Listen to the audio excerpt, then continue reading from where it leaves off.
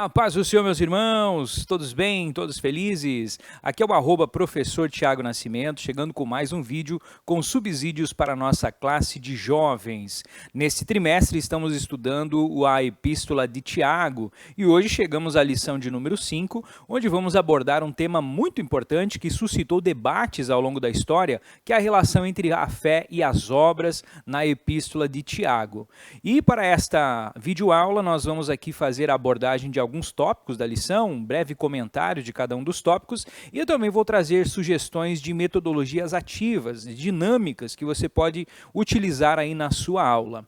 E estas dinâmicas, essas metodologias, elas são muito utilizadas no nosso discipulado jovem aqui em Joinville. Você pode observar que eu estou com a minha camisa aqui de discipulador do discipulado, porque pela graça de Deus e com a confiança dos nossos coordenadores, pastor Leandro Machado, pastor Joari Carlesso, por mais um ano seguirei como líder do segmento do discipulado jovem aqui em Joinville.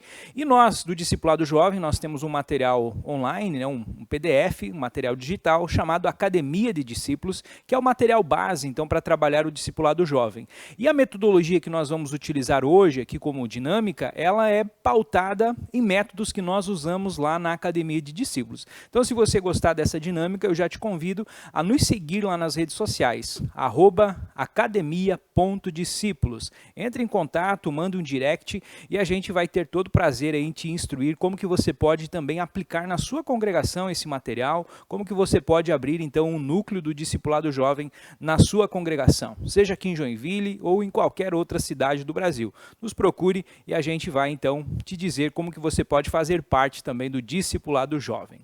Também te peço para que siga a Umádio nas redes sociais, @Umádio, e também aqui este canal, né, IADIO EBD, nosso canal novo aqui no segmento de EBD. Então você faz aí a sua inscrição, ative o sininho para receber em primeira mão todos os vídeos. Estamos gravando então os vídeos da classe de jovens e também da classe de adultos e precisamos dessa força aí para fazer o nosso canal crescer e esses materiais chegarem então a mais pessoas como você. Dito isso, vamos então para a aula de hoje. Lição de número 5, o título da lição, Autenticidade contra uma fé morta. O nosso texto principal está em 1 João 3,18. Meus filhinhos, não amemos de palavra nem de língua, mas por obra e em verdade. O resumo da lição, a nossa fé em Jesus Cristo precisa ser revelada mediante as nossas ações. Caro professor de jovens, você terá nesta lição 3 importantes objetivos. O primeiro, compreender os perigos de uma fé improdutiva. Então, você precisa levar o seu aluno a ter essa compreensão de que uma fé que não tenha obras, que não se evidencie em ações, ela não está produzindo frutos e ela é, então, inútil. Depois, explicar as evidências da fé por intermédio das ações. Então, você vai ter de instruir os seus jovens que tipo de ações podem ser consideradas evidências de uma fé genuína, de uma fé autêntica, a verdadeira religião, como está sendo estudado, então, no decorrer desse trimestre. E, por fim, destacar os exemplos de Abraão e de Raabe, né, que o comentarista aborda aqui na lição e que o texto bíblico que nós vamos fazer a leitura, então, neste domingo, de Tiago 2, 14 a 26, ele traz ali então como estudos de caso, né? O estudo de Abraão e de Raabe. Então esses são os 3 objetivos que você, professor, precisa estar atento para aplicar aí na sua aula. A nossa introdução, ela nos lembra que a Epístola de Tiago é uma epístola muito prática. Então, aqui você deve relembrar aos seus jovens que Tiago é considerado os provérbios do Novo Testamento, porque ela traz muitos conselhos práticos, úteis, que devem ser aplicados, então, na vida das pessoas. E na lição de hoje, esse capítulo 2 é o que levou, por exemplo, o reformador Lutero a considerar essa epístola como uma epístola de palha.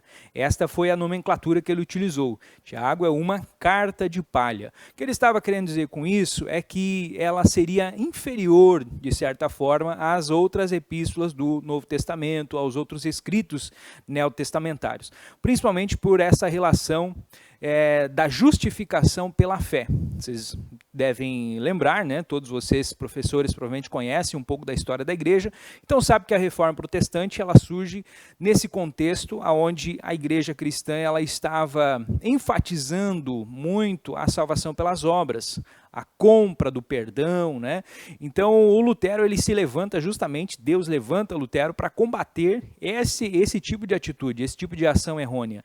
E Lutero observava que essa carta de Tiago, justamente esse capítulo 2, onde Tiago enfatiza a relação entre fé e obras, tirando do seu contexto o catolicismo, né, o cristianismo primitivo ou medieval, utilizava esta passagem para enfatizar esta relação entre fé e obras, meio que para dizer assim, é possível você se salvar mediante as suas obras, é possível você comprar o perdão, você apenas ter uma fé, isso não é suficiente para a sua salvação, você precisa de mais coisas. Então, nesse sentido, por causa desse contexto cultural que havia, o Lutero, ele considerava que esta carta ela trazia mais prejuízos do que benefícios. Isso, queridos, é importante que você enfatize para os seus alunos, é o que está aqui no primeiro subtópico, né, que o comentarista, inclusive, ele coloca que esses debates eles têm surgido aqui no decorrer dos séculos, como se esta carta de Tiago fosse uma contradição aos escritos de Paulo no tocante à salvação pela graça. E aí você precisa esclarecer então para os seus jovens que a teologia, que o estudo das escrituras, ele sempre é algo que está em evolução, está em constante evolução. Então a forma como esses reformadores do passado, é o caso do Lutero, a forma como os teólogos medievais, né, e como eles abordavam a Escritura, como eles entendiam a Escritura, muito daquilo já foi superado, já foi avançado. Isso, inclusive, entra dentro daquilo que nós, dentro das doutrinas, estudamos, que é a revelação progressiva da palavra de Deus. Deus ele não se revelou completamente para Moisés. Se você for ler o livro de Gênesis, você já vai encontrar ali o Evangelho, né, considerado o proto-evangelho. Mas você não encontra aquilo de forma completamente esclarecida. Então, no decorrer da história, no decorrer do tempo, Deus vai se revelando progressivamente para a humanidade. Então isso dentro da teologia ele é muito real, isso é muito forte. Uma geração seguinte ela vem acrescentando sobre aquele fundamento dos apóstolos e dos profetas, mas ela vem acrescentando novos tijolinhos dessa construção do entendimento mais claro das Escrituras. Então nós podemos considerar que hoje nós temos uma clareza a respeito da posição dessa epístola, a respeito daquilo que Tiago estava querendo enfatizar aqui. E a gente vai ver então nesse estudo que não se trata de uma afronta, de um ataque à teologia paulina. Na verdade é algo complementar. Então veja, Paulo ele estava aqui combatendo o legalismo, enquanto que Lutero, séculos depois, ele está combatendo o antinomianismo. O legalismo, todo mundo já deve ter ouvido essa palavra, né? Era aquela postura que os judeus tinham, dizendo então que a salvação ela poderia ser obtida mediante ao cumprimento das obras da lei. Então esse era o grande objetivo de Paulo. Ele queria combater os legalistas, querendo dizer o seguinte, as obras da lei elas são ineficazes para a salvação. Isso está correto. O Lutero, por sua vez, ele está combatendo então o antinomianismo, que vem a ser isso. É uma ideia também errada de que a fé verdadeira ela não precisa produzir boas obras. Então veja, também é uma ideia errada. São, digamos assim, dois extremos. A palavra de Deus, ela está aqui a ortodoxia, né, o caminho correto. De um lado você tem o legalismo, dizendo que as obras podem salvar, as obras são super importantes. E do outro lado você tem o antinomianismo, dizendo não, as obras são inúteis, as obras elas são desnecessárias, ninguém precisa fazer boas obras. Então veja, há um exagero de um lado, há um exagero de outro. O exagero é sempre errado. A Bíblia ela sempre é o meio termo. Então, aonde está o meio termo? Aonde entra essa epístola de Tiago? Aonde entra essa relação entre a fé e as obras? Você foi salvo pela graça, unicamente pela graça de Deus. Mas já que você foi salvo, então agora você deve praticar as boas obras. Essa é a centralidade da Escritura. Inclusive, um texto muito importante do próprio Paulo, Efésios 2:8, é um texto base a respeito dessa questão da salvação, onde Paulo escreve, pela graça sois salvos por meio da fé. Então isso é um combate ao legalismo. E isso não vem de vós, é dom de Deus. Não vem das obras para que ninguém se glorie. Então veja, Paulo está combatendo aqui o legalismo. Porém, em momento nenhum, Paulo vai entrar no antinomianismo. Porque olha o que diz aqui o versículo 10, Efésios 2:10. Porque somos feitura sua, criados em Cristo Jesus, para as boas obras, as quais Deus preparou para que andássemos nelas. Então veja, em momento algum Paulo sai desse extremo de criticar o legalismo e cai no extremo do antinomianismo. Pelo contrário, ele está dizendo as boas obras, elas existem, foi Deus quem as criou, né, para que nós andássemos nela, ou seja, nós precisamos também praticar as boas obras. Obviamente que Lutero não tinha ainda talvez todo este cabedal de conhecimentos, de estudos teológicos que nós temos hoje. Então a própria limitação teológica da época, né, veja, é a Idade Média, né, a Idade Média está findando, ele tem apenas aquilo que havia sido produzido de conhecimento naquele momento. E o foco dele estava então justamente em criticar aqueles que estavam agora vendendo as indulgências, vendendo o perdão, estavam querendo dizer que as obras poderiam salvar. Então, nesse sentido, Lutero vai enfatizar muito esta questão antilegalista, né, da doutrina paulina, da teologia paulina. Por outro lado, ele vai então menosprezar, de certa forma, esse entendimento que havia a respeito da epístola de Tiago. Isso aqui é importante você enfatizar para os seus jovens no sentido assim, ó, Lutero foi um grande reformador, Lutero foi alguém que Deus usou, né, para avançar o evangelho naquele momento, mas ele não está isento de erros. Então, mesmo nos dias de hoje, os grandes homens de Deus, eles podem falhar, porque são homens. Estamos todos sujeitos, né, a falhas, a erros, a interpretações equivocadas. Então, é até interessante você abordar esse assunto com os jovens para mostrar que nós não devemos seguir a homens, que nós não devemos ter uma aderência completa a algum tipo de teologia, a algum tipo de ideia, né, de doutrina que seja uma doutrina de homens, mas que nós devemos, como a própria Bíblia instrui, examinar tudo e reter aquilo que é bom. Então é muito importante que nós possamos também avançar nessa área de estudos teológicos, para que a gente consiga discernir o certo e o errado.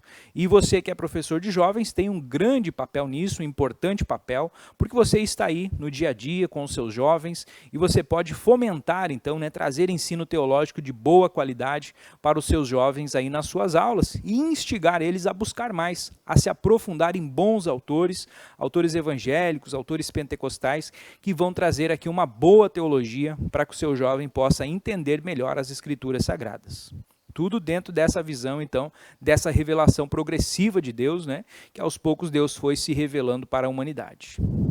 Então, para concluir este assunto, né, você deve enfatizar que hoje os teólogos veem Paulo e Tiago como complementares. Enquanto Paulo enfatiza que a salvação é pela graça mediante a fé, Tiago ensina que esta fé verdadeira é demonstrada pelas obras. Então, não há uma contradição aqui, mas uma interação entre a fé salvadora de um lado e as obras como fruto dessa fé. E aqui, inclusive, eu trago uma sugestão de dinâmica que você pode utilizar para finalizar este primeiro tópico. Note ali, né, na sua lição que além dessa questão da inutilidade, que vai falar do primeiro subtópico, o comentarista também vai trazer aqui a relação do engano espiritual. Tiago alerta que a autossatisfação é perigosa, que acreditar que a fé não precisa ser produtivo é enganar-se a si mesmo, né? E também o terceiro subtópico do testemunho ineficaz, ou seja, o que acontece quando você tem apenas essa fé e você acredita que não precisa produzir boas obras? Você acaba se tornando um cristão que não é aquele cristão autêntico, que não é aquele cristão verdadeiro. Você é um cristão apenas porque você se considera, apenas de palavra, mas você não demonstra essas obras. Então o mundo vai olhar para esse cristão e vai dizer, olha, se é para ser cristão desse jeito, eu prefiro não ser. Ou ainda, se isso é ser cristão, então eu também sou, né? Então olha a importância que há de você compreender corretamente essa noção de fé e de obras. Entender que a fé, ela vai além de você simplesmente dizer que serve a Jesus, de ir à igreja, de aderir a um determinado conjunto de rituais. Mas você precisa também demonstrar na prática essa vivência, porque senão você vai ter aqui um testemunho ineficaz, como diz aqui o subtópico 3. Bom, mas para concluir esse primeiro tópico, então, eu trouxe aqui uma dinâmica Não sei se vai aparecer bem aqui no vídeo, mas aqui está uma árvore, né? Então você pode desenhar uma árvore como essa ali no quadro, né? Se você tiver essa possibilidade. Se você tiver também o slide, né? O projetor, então pegue lá uma bonita imagem de uma árvore, mas ela precisa também ter as raízes. Então talvez lá em sites de ciência, né? Você encontre ali algo relacionado à botânica, né? Que mostre a árvore com seus componentes todos, apresentando também aqui as suas raízes. Qual que é a ideia desse desenho aqui? Demonstrar essa árvore como uma fé autêntica. Demonstrar a árvore como a verdadeira religião aqui que a Epístola de Tiago está buscando, né? A religião autêntica. Então veja, ela precisa ter raízes e ela precisa ter frutos. Então se esta árvore, né, que você vai desenhar ali, ela não tem frutos ainda, essa árvore ela tem o quê? Ela tem apenas as suas raízes. Aí você vai dizer que essas raízes são a fé. Então a fé ela é muito importante.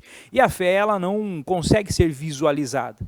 Você não pode sair aí pela rua e olhando para as pessoas e classificando, né? Essa pessoa aqui eu acho que ela tem fé. Essa aqui tem mais fé do que aquela.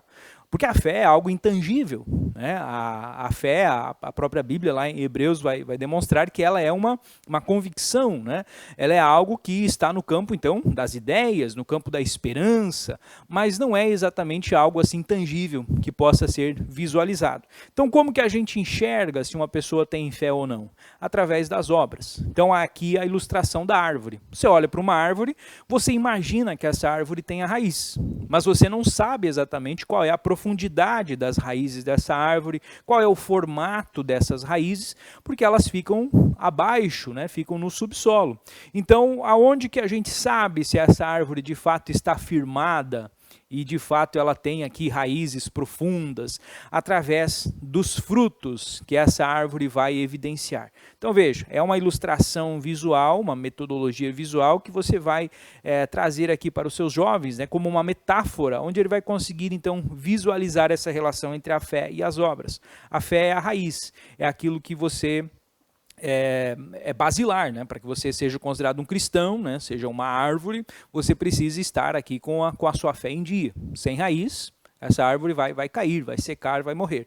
Por outro lado, como é que eu sei que tem raiz? Porque eu vejo as obras. E aqui entra então a parte da metodologia ativa. Você vai desenhar essa árvore aqui lá no quadro, você vai explicar o que ela representa, e aí você vai dizer assim para os jovens, olha, não tem nada, não tem fruto algum, então vamos me ajudar aqui a continuar essa árvore, a concluir ela.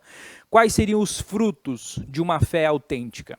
Quais seriam os frutos da verdadeira religião? E aí você deixa que os seus jovens vão ali sugerindo, e aí você vai escrevendo, então aqui nessa parte das folhas, né? Você vai colocando aqui então os frutos. Esses frutos aqui, então você instiga os seus jovens aqui para que sejam ações práticas, ações visíveis. Então, por exemplo, frequentar os cultos, ter um tempo de devocional, fazer a leitura da Bíblia.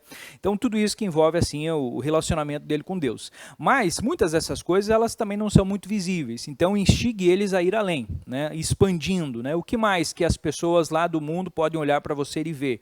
Eu sou uma pessoa bondosa, sou uma pessoa generosa, eu ajudo na campanha do quilo, né? De recolher ali alimento para os necessitados, eu ajudo nas campanhas de evangelismo, né? Eu já converso com os meus amigos a respeito de Jesus. Então tudo ações práticas que são a evidência de que esta pessoa, este jovem, ele tem raízes firmadas aqui na verdadeira fé em Jesus Cristo. Então vai ficar aqui uma árvore bem frutuosa, né? Bem frutífera, com todos esses exemplos ali que os seus jovens vão colocando. Então depois que eles colocaram já alguns exemplos, né? Selecione ali uma meia dúzia de frutos, de coisas que eles já fazem, aí você pode passar para um próximo nível e perguntar para eles assim, agora vamos colocar os frutos. Cada um pode pensar aí os frutos que você gostaria que a sua árvore tivesse, né? Faz uma reflexão ali com eles. O que as pessoas podem olhar para a sua árvore hoje e ver de frutos desses que estão aqui? E quais outros frutos você acha que seria interessante você cultivar nesse ano? Aproveite que a gente ainda está em época de começo de ano, né? Ainda é janeiro. Quer dizer, agora essa aula já vai estar sendo lecionada em fevereiro, né? A primeira lição de fevereiro. Mas ainda estamos no começo do ano, então aproveite, né, para colocar isso, né? O que você pode sair aqui então desse ano com que tipo de fruto, né, você gostaria de ter na sua árvore. Eu acho que é uma dinâmica bem simples, né, bem interessante, você pode colocar ali e vai gerar essa reflexão e vai gerar também essa ação prática, porque lembre, toda a epístola de Tiago ela tem um viés prático. Você não pode apenas trazer conceitos, conteúdos para os seus jovens e não fazer com que eles saiam dessa aula querendo aplicar aquilo, colocar em prática aquilo que eles aprenderam. Depois dessa dinâmica, que não deve tomar muito tempo da sua aula, né? Cuide com essa questão do tempo, você vai ali para o tópico 2. Tópico 2, a evidência da fé por intermédio das ações. Então aqui o comentarista ele vai traçar um paralelo então entre a fé e a ação, colocando aqui que a fé, se não tiver obras, ela é morta em si mesma, que é o texto de Tiago 2,17, e enfatizando então que a verdadeira fé ela sempre se manifesta em ações. Então você vai estar ali com a sua árvore no quadro, no projetor ainda, né? E aí você vai poder então fazer esse segundo tópico sempre alusivo aqui à árvore que vocês desenharam, né? Então dizendo que a verdadeira fé, a verdadeira raiz, ela só é visível, ela só é manifestada quando nós olhamos para os frutos. Então você não pode classificar as pessoas de acordo com a fé que cada um tenha, a menos que você observe as ações dessas pessoas. E aí aqui a gente pode lembrar do Evangelho, né? Quando Jesus está dizendo que uma árvore boa não pode dar maus frutos, assim como uma árvore ruim não pode dar bons frutos. Pelos frutos os conhecereis. Então é uma boa analogia, uma boa metáfora também aqui neste segundo tópico. O segundo subtópico trata de amor em ação. Então aqui também muito importante, né, demonstrar que estas ações, esses frutos que estão ali na sua árvore, eles precisam também ser frutos pautados pelo amor. O amor ele é uma grande evidência, porque o amor, a Bíblia, inclusive, 1 Coríntios vai tratar muito a respeito do amor, né? Ele não pode ser algo fingido. Então o amor ele é sempre algo que precisa vir de Deus, porque Ele nos amou primeiro. E porque Ele nos amou, Ele agora quer que nós amemos ao nosso próximo como a nós mesmos. Então, quer dizer, o amor precisa transbordar a partir de nós. Então o amor ele é um bom ponto aqui para pautar, basear as nossas ações, para basear aqui os nossos frutos. E aqui o texto dos versículos 15 e 16, então ele traz essa aplicação de que adianta, né, você dizer que recebeu ali pessoas, né, que estão necessitadas, você diz que tem fé e você despede essas pessoas ainda com a sua necessidade. Se de fato a tua fé está firmada em Cristo, você tem uma fé genuína, ela vai transbordar em amor, você vai resolver o problema daquelas pessoas, de alguma forma, né, você vai procurar resolver, porque você ama ao teu próximo como a você mesmo. Você tem de tudo, né? É o que o comentarista aqui, aliás, o Tiago escreve, né? Você tem a possibilidade de ajudar aquelas pessoas. Se você não ajuda, então quer dizer que a tua fé ela é fingida, não é uma fé genuína. Porque se você tem a possibilidade e você tem a fé real, a generosidade ela é o fruto desta fé genuína e precisa transbordar em amor na vida daquelas pessoas. E o terceiro subtópico, além do amor, ele vai trazer a questão da obediência. Então isso aqui é muito interessante também você trabalhar aí neste segundo subtópico, porque a obediência ela é a chave que foi usada, por exemplo, por Abraão para ser abençoado. Quando Abraão recebe a voz de Deus, né, aquela ordem de que ele deveria sacrificar o seu próprio filho, ele tinha fé em Deus, ele conhecia Deus, ele acreditava. Mas como que a gente sabe que ele tinha essa fé genuína? Porque ele obedeceu. Então você também pode trabalhar com os jovens, é interessante este tópico abordado lá no primeiro tópico, a diferença entre fé e crença, né? Porque crer, a crença em si, ela não necessariamente te leva à ação, ela não necessariamente te leva à obediência. Então, o comentarista vai tratar neste subtópico, dizendo que até os demônios sabem que existe um só Deus. Então, eles têm a crença em Deus, eles creem que Deus existe, mas mesmo assim, eles não têm fé, ou seja, eles não obedecem a Cristo, eles não se submetem a Deus, porque falta a eles a fé. Tem a crença, tem o conhecimento, sabem do monoteísmo, né, da existência de um único Deus, mas isso não leva eles à obediência. Então a evidência de que a pessoa tem fé está nas ações, está nas atitudes, e entre essas atitudes então a obediência.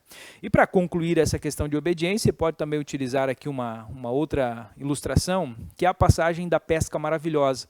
Ali estava Pedro, com todas as suas habilidades, né, com todos os seus conhecimentos de pescaria, mas ele havia pescado a noite inteira, né, tentado pescar e não haviam conseguido nada. Agora vem Jesus e fala, lancem a rede para o outro lado. Se ele não tivesse obedecido, o milagre não teria acontecido. A pesca milagrosa, né, maravilhosa, não teria acontecido. Então veja, muitas vezes o resultado da fé genuína, ele só vem quando você de fato age. E aqui você pode, inclusive professor, aluno, né, você pode colocar como um desafio nessa semana, nesse ano, colocar a tua fé em ação. A Bíblia nos diz que quando está alguém doente entre vós, imporão os presbíteros, né, imporão sobre eles as suas mãos e orarão, e os curarão, e os ungirão, enfim. Marcos 16, no ID, né, veja, são versículos que nos instigam a praticar a fé, a colocar a nossa fé em ação. Então você pode colocar isso como um desafio para os seus jovens. Ao invés de você procurar um remédio, ao invés de você procurar uma ajuda, por que não fazer uma oração antes? Por que não fazer como a Bíblia nos diz? Imporão as mãos sobre os doentes e os curarão, né? Pegarão em serpentes. Não necessariamente precisa ser literal essa parte das serpentes, né? Mas fiquemos com a parte dos doentes. Né? Por que não impor as mãos sobre os doentes e os curar? Você pode, inclusive, no final desse segundo tópico, fazer isso. Né? Tem alguém doente hoje aqui? Vamos colocar a nossa fé em ação, vamos orar. E eu tenho certeza, irmãos, que quando a gente obedece, e isso é um mandamento, isso é uma ordem que está na palavra de Deus. Então, quando a gente obedece, a gente põe a nossa fé em ação, os milagres acontecem. Hoje há um debate por aí, né, principalmente nas redes sociais, porque não existem mais milagres, não acontecem. Mas muitas vezes os milagres não acontecem porque nós estamos com medo de colocar a nossa fé em ação. Poucas às vezes são as pessoas que vão de fato orar ao invés de tomar o remédio. Estou com dor de cabeça, estou com dor de dente, já vou direto para a farmácia, já vou direto para o remédio. Por que não orar? Por que não colocar em ação essa fé que você diz tanto ter?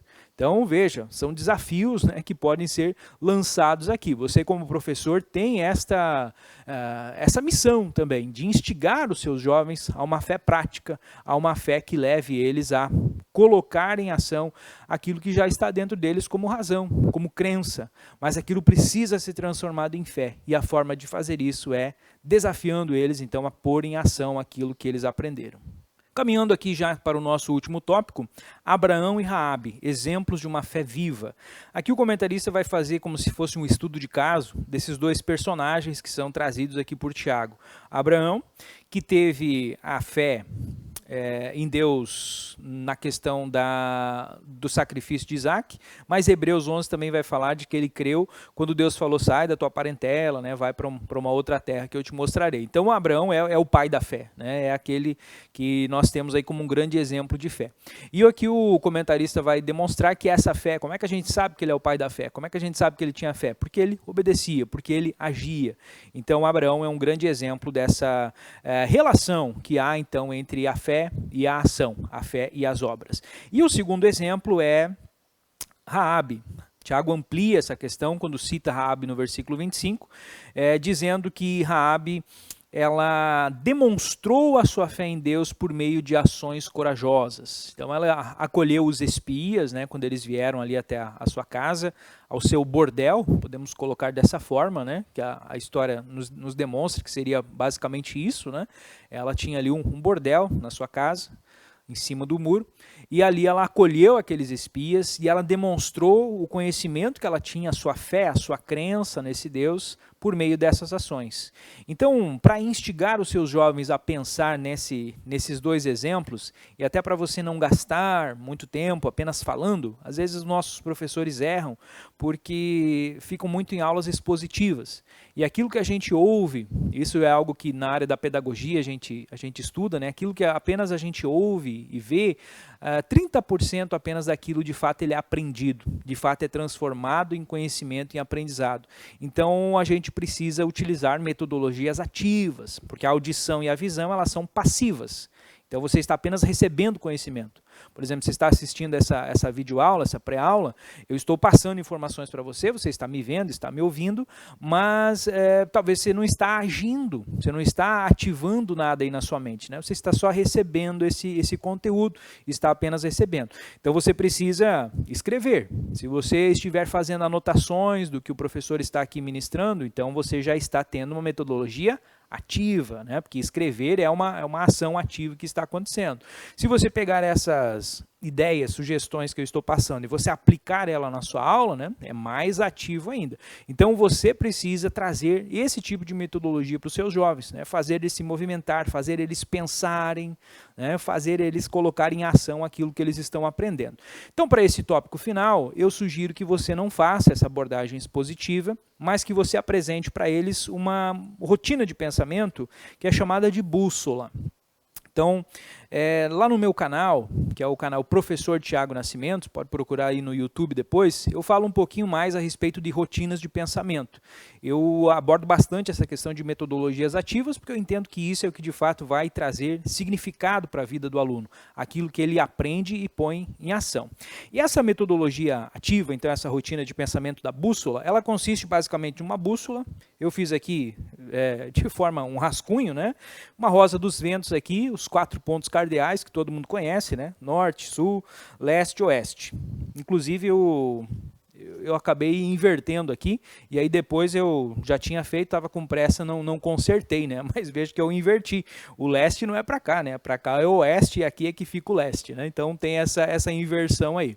Mas você vai pegar aí o seu quadro ou o seu projetor, enfim, né? E vai projetar ali uma rosa dos ventos, né? Com os 4 pontos cardeais aqui, norte, sul, leste, né, que não é o leste, é o oeste e o leste. E aí, a metodologia em si é o seguinte, você vai utilizar as primeiras letras aqui para modificar, né, para criar como se fosse um mapa mental aqui. Então, o que é o norte? O norte a bússola ela sempre aponta para o norte. Então, o norte você vai colocar assim, o que norteia essas histórias? O versículo-chave de cada uma delas. Então, como é que eu sugiro que você adote essa metodologia aqui da bússola? Primeiramente, seja uma atividade em equipe. Quando você trabalha em equipe, é interessante porque você consegue ficar observando. Você se afasta um pouco ali, você deixa que os jovens conversem e façam a atividade, e você consegue conhecer melhor a sua turma. Porque você está aí todo domingo conversando com seus jovens, né, ministrando aulas para eles, mas talvez eles não participem muito. Provavelmente deve ter aí na sua classe algum jovem que você nunca ouviu ele falando, né? Você não conhece a voz do seu jovem. Mas num trabalho em equipe como esse, você consegue então dar espaço para que eles falem, para que eles conversem. Então você começa a observar melhor ali, conhecer melhor os seus jovens. Outra coisa que a atividade em equipe ela te ajuda a identificar as lideranças. Sempre vai ter dentro daquelas equipes que você criar, alguém que vai se destacar como líder. Vamos fazer assim, assim, vamos organizar aqui. Então você já vai, se você por acaso também é um líder de jovens, né, você já vai identificando jovens para os quais você pode possivelmente investir um pouco mais de tempo, né? E daqui a pouco deixar ele como seu substituto. Isso é uma visão que eu tenho também enquanto líder, né? Sempre que eu entro em algum trabalho, em algum grupo, sempre identificar possíveis líderes para nos substituir, porque o evangelho ele precisa ter uma continuidade. Então, se a nossa geração passar e não deixarmos uma nova geração para nos substituir, o evangelho acaba, né? Então é necessário essa identificação de líderes. E em trabalhos em equipe como esse, você como líder consegue então já ir identificando possíveis líderes ali para você investir um pouco mais. E veja que isso não é antibíblico, né? Porque Jesus também tinha lá o seu grupinho do Pedro, Tiago e João, né? A galera do barquinho, como eu costumo dizer, que Jesus passava mais tempo com eles, né? Teve coisas que os outros discípulos não ficaram sabendo, não ficaram vendo. Mas Pedro, Tiago e João estavam. E não por acaso, são justamente eles que são as colunas da igreja, né, conforme o livro de Atos vai nos mostrar. Então, nada do que eu estou falando aqui é antibíblico, tá, queridos? Pode ver que vai ter pessoas aí com mais liderança que você vai passar um tempinho a mais, né, vai fazer uma mentoria com eles e futuramente eles serão aí novos líderes, obreiros, pastores e o evangelho vai crescer através desse tipo de atitude. Então, muito importante fazer essas metodologias aí de atividades em equipe. E outra questão é para poder envolver mais as pessoas, né? Então talvez tenha pessoas que não vão conversar, que não são muito de falar, mas numa atividade em equipe como essa, ela pode fazer a escrita, ela pode fazer o desenho, né, para ficar mais bonito e mais correto do que esse que o professor trouxe aqui, né? Então você vai conseguir identificar também as habilidades de cada um ali dentro de uma atividade em equipe. Então, voltando aqui, você dividiu ali a sua classe em equipes, no mínimo 2 equipes. E aí você vai dar o tema de Abraão para uma das equipes e o tema de Raabe para outra equipe. E aí você apresenta a bússola. Pode ser no quadro, pode ser, talvez você mesmo, né? Já pode levar a bússola aí numa folha sulfite, como essa. E aí você coloca assim, norte. O que é o norte? É o versículo-chave. Então, qual é o versículo base aqui da história de Abraão, para aquele grupo que ficou com Abraão, e qual é o versículo base da história de Raabe? Pode ser o texto que está aqui na lição, né, de Tiago 2, mas também pode ser o de Hebreus, Hebreus 11, porque Hebreus 11 ele vai tratar de vários heróis da fé, ali na galeria dos heróis da fé, e ele vai citar também Abraão e Raabe. Então, para você anotar aí como referência, Hebreus 11, 8, a partir do versículo 8, começa a falar de Abraão, são vários versículos tratando de Abraão, e Hebreus 11, 31 fala de Raabe. Então, são 2 sugestões de versículo que você pode passar para as equipes, para que eles também façam a leitura e escolham, né, qual é o versículo-chave, então, que norteia a história deste personagem. O segundo ponto aqui, o leste. O leste vem aqui a palavra legal. Então, você vai pedir para que eles identifiquem dentro da história de Abraão e dentro da história de Raabe o que foi legal na atitude deles. Quais foram os pontos positivos? Então, no caso de Abraão, algo que se destaca e que nós já mencionamos no decorrer da aula, obediência. Provavelmente os jovens vão lembrar disso. O que foi legal foi a atitude de obediência dele. Ele ouviu a voz de Deus e ele obedeceu. O Raabe, o que teria sido ali? Talvez a coragem dela, né? Ela teve coragem de esconder aqueles espias. Então, claro que os jovens aqui na parte do legal, eles vão identificar ali 3 ou 4 atitudes, ações positivas que teve nessa história, né? Deixe liberdade ali, eles vão te surpreender. Na parte do oeste, então, seriam os obstáculos. O que esse personagem, o que Abraão teve de enfrentar de obstáculo para conseguir desenvolver essas atitudes positivas, essas atitudes legais aqui do leste. Então, um obstáculo de Abraão pode ter sido, por exemplo, o medo, né? Qual pai não teria o medo de ir sacrificar o seu próprio filho? Então, ele teve medo. Esse foi um obstáculo, mas ele superou esse obstáculo, porque ele tinha um norte, né? Ele tinha essa fé viva, genuína, então ele conseguiu superar o obstáculo. Foi o medo. O medo também pode ser o obstáculo de Raabe, porque se ela fosse descoberta, né, que estava escondendo ali os espias, provavelmente ia ser condenada ali como uma traidora, né, e poderia morrer, a sua família, enfim. Então o medo pode ser um obstáculo aqui de ambos os personagens. E outros obstáculos aí os jovens podem refletir e pensar, né? A questão da Raabe, por exemplo, o preconceito, eram homens estrangeiros que estavam vindo, né, de uma outra terra. Então, ela enfrentou talvez os preconceitos que ela poderia ter ali, uma xenofobia, né, contra outros povos. Ela enfrentou esse obstáculo, ela superou e ela ajudou eles. Então, obstáculos são aquilo que impediria os personagens Abraão e Raabe de atingir o seu objetivo. E por fim, a parte crucial aqui, porque tanto o legal quanto os obstáculos são coisas que eles vão analisando a história e eles vão extraindo essas informações ali. Mas a parte crucial dessa atividade está no sul. O sul é a sugestão prática. Então, qual é o ensinamento que esses 2 personagens nos trazem e como que a gente pode aplicar em nossas vidas. Então isso aqui é a parte mais importante. E aqui entra aquilo que eu mencionei no início, de ser uma metodologia baseada no projeto do Discipulado Jovem. Porque lá no Discipulado Jovem nós trabalhamos muito com esse plano de ação. A gente utiliza ali o método do 5W2H, que eu resumi ele aqui em apenas 5 pontos, né? Porque a nossa aula da Escola Dominical ela tem um tempo limitado, então não dá para você abordar todos os pontos. Mas o que seria muito importante aqui é o quê? O que fazer? Né? Qual é a sugestão prática? Então, digamos o grupo que pegou Abraão, vamos trabalhar só com ele aqui para servir como exemplo. O ponto positivo deles foi a obediência, né? Então, como fazer, né? O que esse grupo, essas pessoas, os jovens que estão nesse grupo do Abraão, se comprometem a fazer para demonstrar eles também ter uma obediência, né? Então, o que é que eles vão fazer? Ah, eu vou obedecer mais, né? Obedecer mais, eu quero ser mais obediente, né? Mas como? Então você precisa levar eles aqui a ser assim uma questão mais prática. Então você pode instruir ali que eles, por exemplo, vamos obedecer o mandamento aqui de honrar os pais, né? De respeitar os pais, de obedecer aos pais. Então ele vai colocar aqui, né? O quê? Ser mais obediente aos meus pais. Por quê? Aqui eles precisam refletir. Por que ser obediente aos pais? E aí eles podem lembrar do texto bíblico, né? Porque é o primeiro mandamento com promessa, para que tudo te vá bem, te prolongue os anos. Né? Esse seria o porquê. Quem é que vai fazer isso? Quem é que se compromete? Ali vai ser colocado então os nomes de cada um daqueles jovens que se comprometem naquela semana, a partir daquele dia, a obedecerem mais os seus pais. Quando? Então o quando é importante também, né? Porque eu vou ser mais obediente aos meus pais depois que eu fizer 18 anos, depois que eu fizer 20 anos. Não. Quando? É um compromisso que eles vão estar fazendo, né? A partir de hoje, a partir de amanhã. Né? Então o quando aqui, a data é importante. E o como? Aqui está a parte fundamental. No meu esboço aqui acabou ficando menos espaço, né? Mas organize aqui, né? Você pode entregar mais folhas, inclusive para os jovens, para que em cada um desses pontos aqui eles escrevam em uma folha, né, para ter bastante espaço.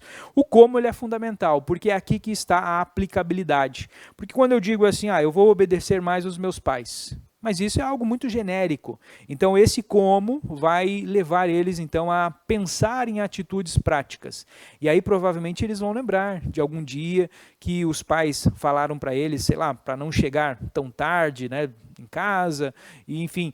Então nesse momento vem as questões práticas. Então peço para eles elencarem ali pelo menos duas formas práticas de como eles vão conseguir aplicar aquele o quê. Certo?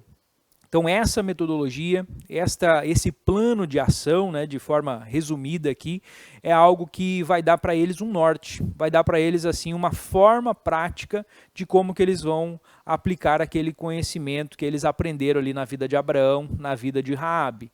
Então você com certeza vai ter um bom proveito, né, porque você vai estar entregando para os jovens algo que eles mesmos produziram, né, um plano de ação, um compromisso de colocar em prática o conhecimento que você está passando para eles naquela aula.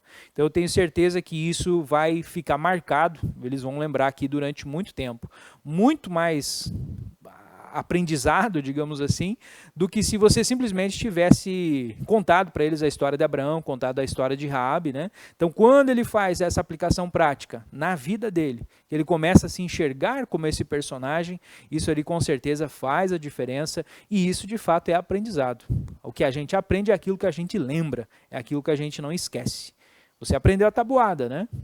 2 vezes 2, quanto é? 3 vezes 3, 2 vezes 1. Com certeza você sabe a tabuada, porque você aprendeu, então você não esquece.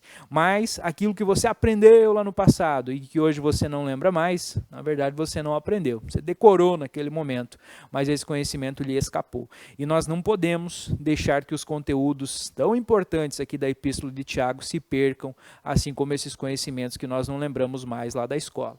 Então, queridos, metodologias ativas, procure implementar isso aí nas suas aulas.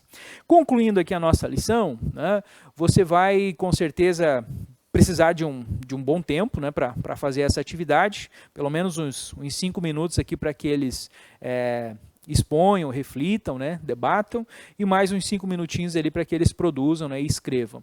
Então você reserve ali 10 minutos para fazer essa atividade ao final da sua aula, e aí você precisa também que eles compartilhem. Então a conclusão da sua aula seria essa, você vai pedir para que um representante de cada grupo venha, mostre o mapa mental ali que eles criaram, né, e faça um resumo então do que eles debateram ali no grupo. Tenho certeza que vai ser uma conclusão bem proveitosa ali para a sua aula, e o seu jovem vai sair dali com esse compromisso de colocar em ação aquilo que ele aprendeu nessa aula. E com isso, queridos, eu concluo também essa videoaula, espero que esses pontos aqui que nós elencamos tenham sido interessantes para você, e te convido mais uma vez a se inscrever no canal para receber esses subsídios e também a nos seguir lá nas redes sociais, tanto a Almádio como a IADIO EBD e também, né, por que não, o Discipulado Jovem, né, o @academia.discípulos.